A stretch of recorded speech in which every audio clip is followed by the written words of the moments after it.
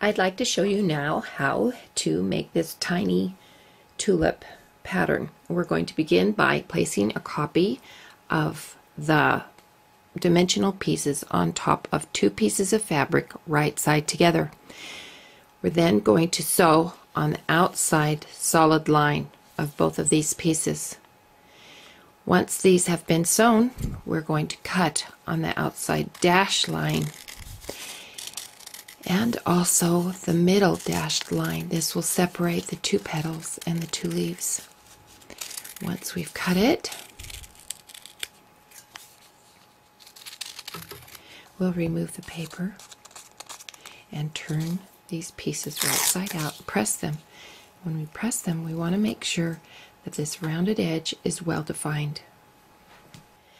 The center petal of our tulip is actually a prairie point. So you take a 4-inch square, fold it in half this way, and then fold it again.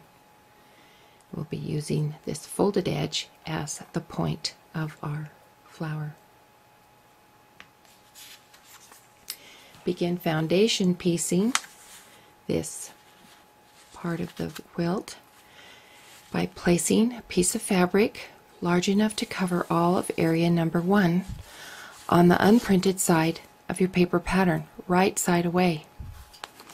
You can hold it up to the light to make sure that all of number 1 is covered. Now we're going to take our prairie point and we're going to also place it on the unprinted side of the paper pattern where the folded point will align with this design line on our pattern. You can hold it up to the light again to make sure that that point aligns. Next, we're going to, once that's secure, we're going to machine baste along the seam line of where the petals go into the seam, and we'll be basting with the printed side up. This will transfer that location to this fabric side of the pattern. Now that we've completed the machine basting of the blossom, it's transferred the location of that flower to the unprinted side of the paper pattern, and we know now where to place our petals. So we'll take these petals and we'll place them so that they're 1/4 of an inch past that basting, or to the outside of the basting. Now to locate these petals exact, you can now turn it over and see that they match up with the design lines on this side. Now we want to pin it so that this will be secure. Once that's secure, we will foundation piece 2, 3, 4, and 5. Now that we've completed all of the side pieces, we've turned it over, and with our rotary cutter, we've cut on this outside dash line.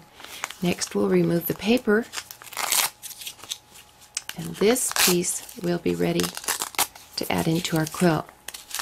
Now, if you've forgotten how to foundation piece, be sure to review the other video tutorials available in the schoolhouse on our website. That will be a big help to you.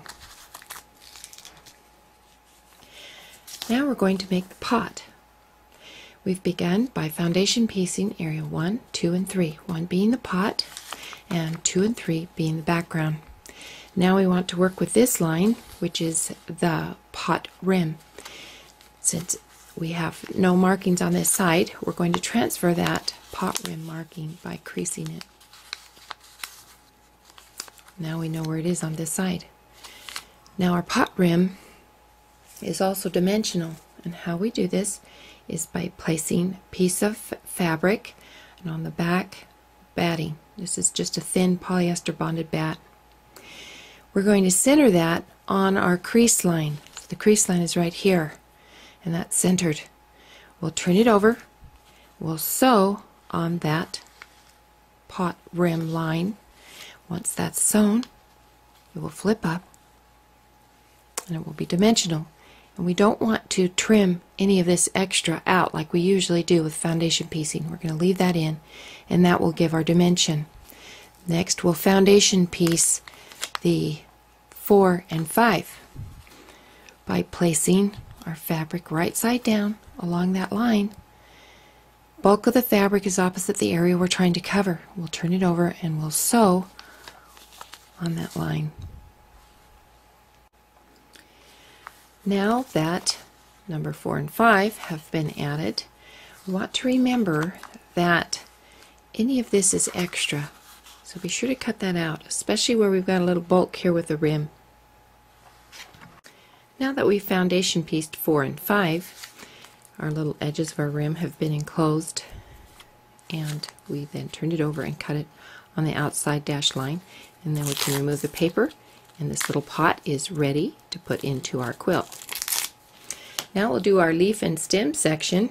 We have foundation pieced area 1 being the stem, 2 and 3 being background. And this is the beauty of foundation piecing, is I can get a nice perfect stem. Now we need to know where our leaves will enter the seam, and so we're going to, on this side, machine baste right where the leaf enters the seam. That will transfer the location to this side. Then we take our leaf and we're going to place the raw edge 1/4 of an inch past that basting. And we'll take a piece of fabric big enough for this area. We're going to place it right side down so the bulk of the fabric is opposite the area we're going to cover. We'll then turn it over and sew on this whole line. We've repeated that for both sides. We turned it over and we rotary cut that outside dash line. Ready to remove the paper and complete this quilt by sewing the pot to the bottom of the stem and then our tulip bloom to the top. We'll add a small border and a large border, and you get those dimensions in the written instructions. Hope you enjoy this quilt.